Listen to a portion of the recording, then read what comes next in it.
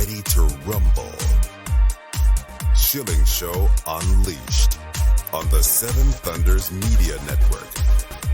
Former city councilor, husband, father, and community watchdog. Your host, Rob Schilling.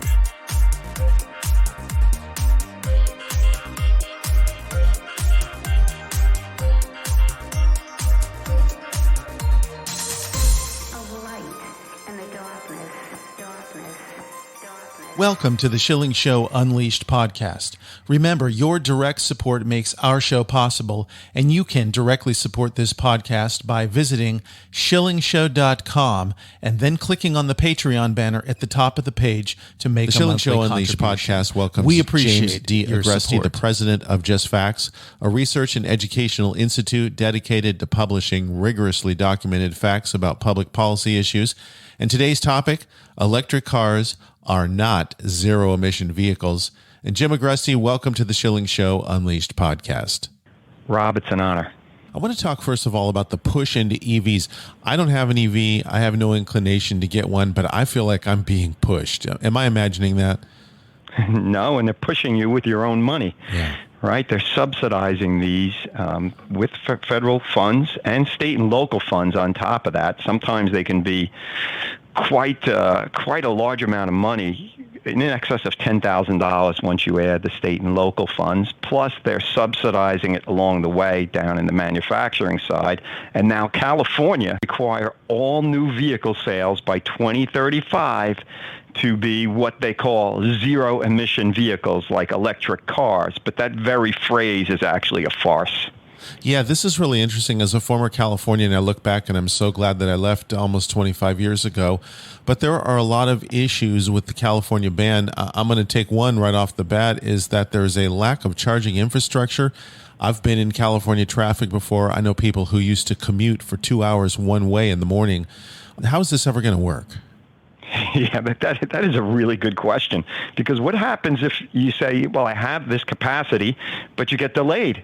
Or you have to, you got an emergency phone call. Hey, your kid's in the hospital, but you don't have enough charge. You cannot just stop and fill up a charge in 2 minutes like gasoline.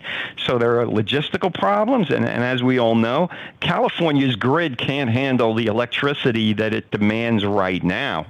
Now they're going to ramp this up for electric cars. This is requires a lot of power. And the grid is not ready. The supply to the grid is not ready.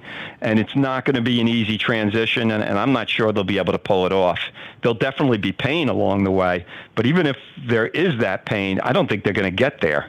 California has developed into one of the highest poverty states in America because of all of the mandates and the big government there. And a lot of people with money have left. This brings up another problem, Jim, the cost of these vehicles, and they're getting more expensive, not less expensive, because of the cost of the minerals required. So how are they going to deal with that? That's the way they've been doing it, throw money at it, and what they don't do is pay for it, so it goes into debt. And that actually works its way back through the economy, and this is one of the reasons we're seeing the massive inflation we're seeing right now. There's no free lunch. Now, when you get, when you go to the grocery store and you look at the price of an apple and you go, holy cow, this is ridiculous. Who are you going to blame? Who's the average person going to blame? They're going to say, well, it's this grocery store. And then you have people like Joe Biden and Kamala Harris and Elizabeth Warren blaming the grocery stores. They actually name Kroger. But their costs are actually growing faster than the retail costs. Really what it boils down to, and most people don't realize it because the media doesn't tell them, is it's all started with these subsidies and this other government spending on the backside that worked its way through the economy. And if I may add something about California's poverty rate, yes. It's not one of the highest poverty rates in the nation. It is the highest real poverty rate in the nation. And that's because you have to look at the cost of living. If you're just looking at income and comparing it to other states, yes, it's not the highest. But when you look at the cost of living, which the Census Bureau does through something called a supplemental poverty rate, it is the highest poverty rate in the entire United States, higher than Mississippi and other states that generally have high poverty rates. So how does California not collapse financially with these sorts of mandates? And I want to go back to energy, that you mentioned the shortage of available power and grid insufficiency. I noticed their last remaining operational nuclear power plant, I think it's Diablo Canyon, has been extended for 5 years in kind of a nod to reality, but that's not going to cover all this. No, it's not. I mean, you're dealing with the laws of physics here. They are big on wind and solar, and here's a very basic scientific fact. Solar panels don't produce energy at night and when the sun isn't shining, when there's cloud cover. Windmills don't produce electricity when the wind isn't blowing. So they have to come to grips with reality. And what California's doing now is buying a good deal of its electricity from out of state, as if that solves anything. The carbon dioxide is still emitted. It's a well-mixed gas, and their fear of global warming destroying everything is not abated at all by saying, well, we'll buy this coal and natural gas-powered electricity and nuclear-powered electricity from somewhere else. Well, it's not a solution to the problem beyond the short term. Jim, let's talk about other states that have pledged, like Virginia, where I live now, that has pledged to follow California right down the rat hole. We're already hearing rumblings in Virginia that this is something the current General Assembly would like to get out of if they can. What's happening in other states? I have heard about Virginia and Maryland that have laws that basically oblige them to follow California. And I think the local people are going to sooner or later say, you have to stop this madness. I certainly hope so. So this is being sold as clean and green energy, and I guess the underlying narrative is, although this is the part they're not saying out loud, you just ignore the things that are coming out somewhere else. You mentioned Nevada power or other adjacent states, but this could be all the way around the world. They just ignore it like it's not happening. Well, the notion that electric vehicles are zero emission is rooted in a deceptive narrative that ignores all pollutants which don't come out of a tailpipe when operating. But assessing the true environmental impact of energy technologies requires measuring all forms of pollution they emit over their entire lives, not a narrow slice of them. And in fact, these are called life cycle analyses. And in 2021, the Journal of Cleaner Production conducted a life cycle analysis of electric cars and found that they produce more of every major category of pollutant than conventional cars. Talking about fine particulate matter, carcinogenic emissions, non-carcinogenic toxic emissions, terrestrial ecotoxicity, freshwater ecotoxicity. It goes on and on and on. These are not zero emission. In fact, they're not clean in many respects. Tell us a little bit more about this Journal of Cleaner Production. Is this coming from a political perspective? Is this kind of a nonpartisan think tank? This is a peer-reviewed academic journal. The thing that has to be realized about life cycle analyses is they're very complicated and there is room for uncertainty. So no single analysis should be considered authoritative. However, what this clearly proves beyond a shadow of a doubt is these vehicles are not zero emission and they produce significant amounts of pollution. And before this result came out, there was a 2008 report by the European Environmental Agency warning that studies on the human toxicity impacts of electric vehicles were, quote, limited, and that electric cars, quote, could be responsible for greater negative impacts than conventional cars. So this is something that was foreshadowed and that was coming. Other peer-reviewed journals warned of this over time. And what eventually happened is this comprehensive analysis came out, and the people that jumped on the electric car bandwagon before they had this data, they're just plowing ahead blindly as if these facts never existed. Now, you mentioned carcinogens, and I find this particularly interesting. There was a referendum on the California ballot many years ago, but it required now, if there are any carcinogenic items in products in California, that there has to be a special warning. I don't know if you've ever seen that before, but it brings quite a conundrum here. If there's some carcinogenic problems with EVs, I wonder if they're going to have to put a label on it. Well, here's the kicker, right? Yeah. One of the advantages of EVs is that they transfer pollution from densely populated urban areas in wealthy nations that can afford these vehicles to the areas where the vehicles are manufactured, charged, and disposed of. So they're not pollution reduction vehicles, they're pollution increasing vehicles and transference. They transfer that pollution to poor workers, poor communities, and the progressives who say, well, I'm clean, I'm green, and whatnot, all they're doing is shoving that pollution to somebody else. The Schilling Show Unleashed podcast with Jim Agresti continues in just a moment. Join the revolution. Online at schillingshow.com.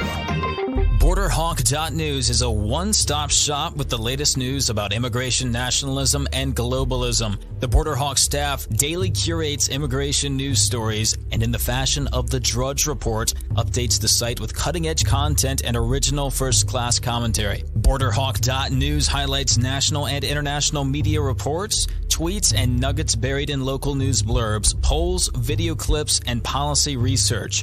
BorderHawk is pro-legal immigration, pro-rule of law, but against an unsecure border, as countless Americans have suffered violence at the hands of criminal illegal aliens. And an increasing number of Americans are concerned about how mass migration affects their daily life. BorderHawk.news will remain on the forefront of the immigration issue with a buffet of info to read, evaluate, and share. Bookmark BorderHawk.news. Add them on social media at BorderHawkNews on Twitter.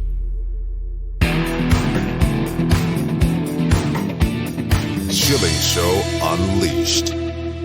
We return now on the Schilling Show Unleashed podcast. Our guest is Jim Agresti. We're talking about electric cars, and they are not zero-emission vehicles.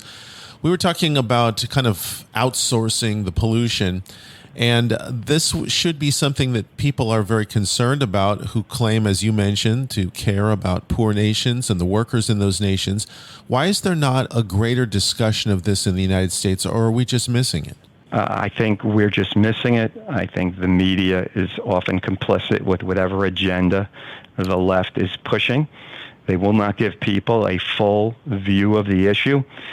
Merriam-Webster defines science as systematic knowledge of the material world gained by observation and experimentation. And what the media and what progressive politicians and activists often do is just point to a very narrow area and say, oh, science. We claim the mantle of science. No, it's not science when you're not looking at the broader picture. When you're just looking at emissions out of a tailpipe during one stage of the vehicle, that's the opposite of science.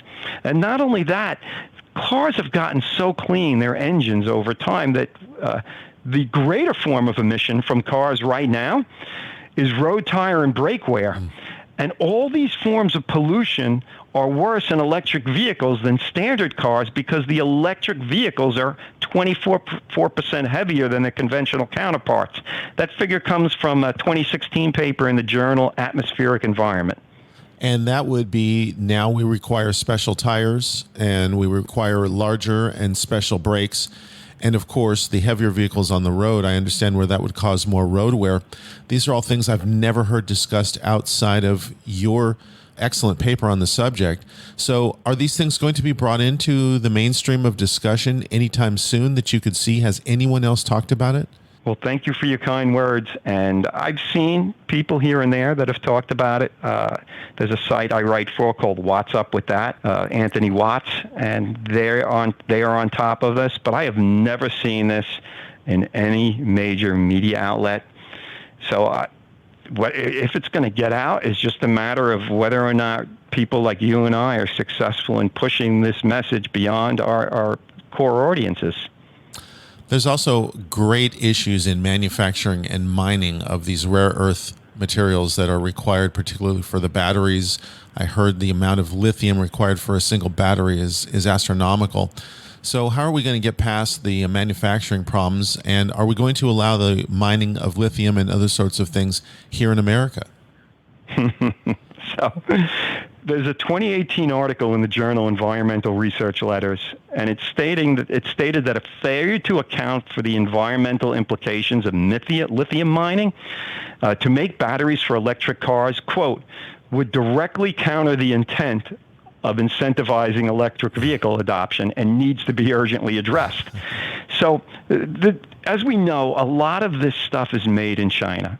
China dominates the global supply chain for green energy components, not merely because of cheap labor, but because they have very lax environmental standards that tolerate the pollution these products create. Thus, China supplies 78% of the world's solar cells, 80% of the world's lithium-ion battery chemicals, and 73% of the world's lithium battery cells. That's the world's. That's not just ours. That's the entire world. So in 2022, the Brookings Institute did a study, and they found that continued reliance on China is going to create some serious environmental harms. And what it also documents is that the U.S. and other wealthy nations have been unwilling to tolerate these harms on their own soils. You want to put a lithium mine in somebody's backyard? Watch the locals come out. So we've got this issue with China and being dependent on them, but there are political ramifications as well. I mean, we've seen what happens when China holds the keys to the supply chain during the recent shutdowns of the pandemic. So it sounds to me like if we're not going to source it here, are there other places we could go? I am not aware of them. If there are, they should be involved in the process already. They should be a dominant player, or at least a strong player, and I'm not seeing that anywhere. Also, the European Environment Agency issued a warning on all of this, and it seems to me there's a similar push in many of the European nations to go electric only within the next 10 to 15 years. What did they have to say? What is their concern? There is not a widespread political concern. We've seen the same thing, Rob, with green energy, right? They were pushing this up until this past year. And what did they do? They simply outsourced that energy to Russia. And now they're in a hostile situation with Russia, and they're suffering. It's like these people cannot look forward a couple of years and say, so we're going to ban nuclear power plants. We're going to ban fracking. We're going to reduce our domestic production because we want to be green, but we're going to keep using it. We'll buy it from Russia. Well, what happens if Russia doesn't like us one day? I mean, these are things that you don't need to be Albert Einstein to foresee. Yet somehow they have to be hit over the head when they see it to see it. They don't have the prescience to look forward and say, this is not a good idea. One of the biggest purported benefits of the EVs is a reduction, so-called, in greenhouse gases. So, number one, are we seeing an actual reduction in CO2 or other greenhouse gases that is measurable compared to ICE vehicles? Number two, is there truly a benefit of reducing CO2? Okay, so the 2021 paper in the Journal of Cleaner Production found that electric cars emit about 48% less CO2 than gasoline-powered cars. So that's a clear, quantifiable reduction as shown by this LCA, life cycle analysis. It's not zero emission, but it's a reduction.